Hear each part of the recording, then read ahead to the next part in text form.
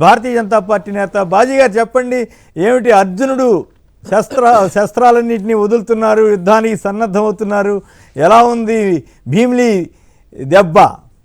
దెబ్బ ఎలా ఉంది? సార్ నమస్కారం కొమ్మినేని గారు, అదేవిధంగా తిలక్ గారికి, వేణుగోపాల్ కృష్ణ గారికి, చూస్తున్న వ్యూయర్స్ అందరికీ కూడా నమస్కారం. ఎన్నికల సమరాంగణంలో ఎవరైనా సరే ఆఖరి అస్త్రాలు ప్రయోగం అనేది కామన్ అయినటువంటి అంశం అండి. ఈ అంశంలో ప్రజా ఆమోదం, ప్రజా కేమోదం, ఇందులో మనం తేల్చాల్సినటువంటి ఆశీర్వాదం కోసం చేసేటువంటి ప్రతి ప్రయత్నం కూడా మళ్ళీ మరొక జన్మ ఎత్తాలనేటువంటి ఆలోచన. ఎందుకంటే ఒక కాలక్రమంలో చేసినటువంటి ప్రణాళిక కానీ, లేకపోతే ప్రజా పరిపాలన కానీ, దానిలో ఉన్నటువంటి లోపాలు, మంచి చెడులు మొత్తం కూడా డిసైడ్ చేసుకున్నటువంటి ఫ్యాక్టర్ పోయేటువంటి ప్రజలకి ఈ రోజున ఎన్నికల ముందు మళ్ళీ కనపడి వాళ్ళతో పాటు కలిపి వెళ్ళటం కోసం లోపభూయిష్టమైనటువంటి విధానాలా, లేకపోతే లాభపాయిష్టమైనటువంటి అంశాల అనేటువంటి విధానాలు ముందుకు తీసుకెళ్లేటువంటి క్రమంలో రాష్ట్ర ప్రభుత్వం చేస్తున్నటువంటి అంశం ఆహ్వానించదగినటువంటి పరిణామమే ఇందులో కొమ్మినేని గారు. వాస్తవానికి డిసైడ్ చేయాల్సినటువంటి ఫ్యాక్టర్ ఏదైతే ఉందో అన్ని విధాలుగా మాకు అంశాల వారీగా ఉపయోగపడ్డారా, లేకపోతే దీర్ఘకాలిక ప్రయోజనాల ప్రయోగంగా దీన్ని మార్చారా, లేకపోతే రేపటి నవతరానికి, భవిష్యత్తు భారతానికి, లేకపోతే ఆంధ్రప్రదేశ్ యొక్క ఉత్సాహపూరితమైనటువంటి వాతావరణానికి వారి యొక్క శక్తియుక్తులు ప్రదర్శించారనేది ప్రజలు నిర్ణయించుకున్నటువంటి తీరు. ఈ రోజున అంటే జగన్ గారు చెప్పింది అదే కదా, కాదు బాజీ గారు, జగన్ గారు చెప్పింది అదే కదా, భవిష్యత్ తరం బాగుపడాలంటే, భవిష్యత్ తరానికి ప్రస్తుతం కొనసాగుతున్న అభివృద్ధి సంక్షేమం సాగాలంటే వైఎస్ఆర్ కాంగ్రెస్ని గెలిపించాలి, ఇంటింటికి మెసేజ్ ఇవ్వాలన్నారు కదా. అట్లాగే లక్షలాది మంది వచ్చిన తీరు, దీంతో వైసీపీ మళ్ళీ గెలుస్తుందనేటువంటి అభిప్రాయం ఏర్పడిందా లేదా? ఇందాక మంత్రి గారు కూడా ఖచ్చితంగా 175 టార్గెట్ అనే విషయాన్ని కూడా ప్రస్తావించారు. మీరేమంటారు?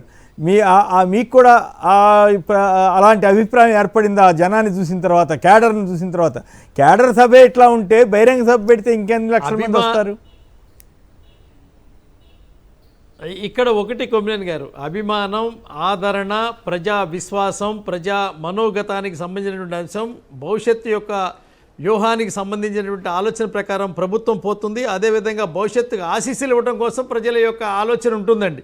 ఇక్కడ మోదమా ఖేదమా అనేటువంటి అంశానికి వస్తే, మోదానికి మెచ్చినటువంటి ప్రజలు, ఖేదానికి విమర్శించినటువంటి ఆలోచన కలిగినటువంటి వ్యక్తి, సంస్థ సంబంధించినటువంటి అంశాలు ఏవైతే ఉన్నాయో ఎన్నికల సమరాంగణంలో తేలుతాయి. కొమ్మినేని గారు, మీకు తెలియనటువంటి అంశం కాదు ఇది, సీనియర్ జర్నలిస్ట్గా మీకు చెప్పగలిగినటువంటి అంశం కాదు.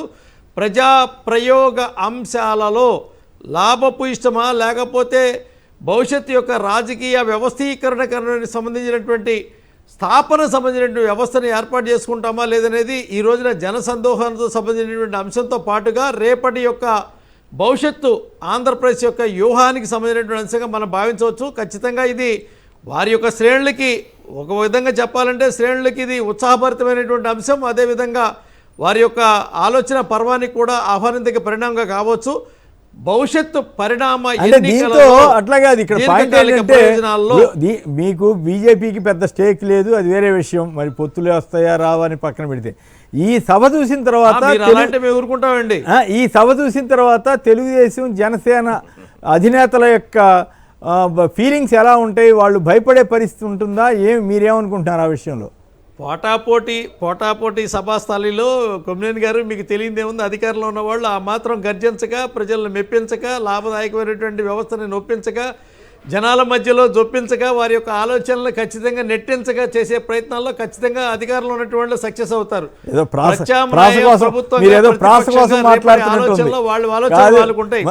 మంత్రి గారు ఎందుకంటే ఎక్కువ ప్రాస మాట్లాడగలరు, మీరు ప్రాస కోసం మాట్లాడి విషయాన్ని దాటేయడానికి ప్రయత్నం చేస్తున్నట్లుగా ఉంది. ఒక్క నిమిషం, మళ్ళీ తిలక్ గారు కూడా మాట్లాడలేదు. వేణుగోపాల్ కృష్ణ గారు చెప్తే వినాల్సిందే, చెప్పాల్సిందే.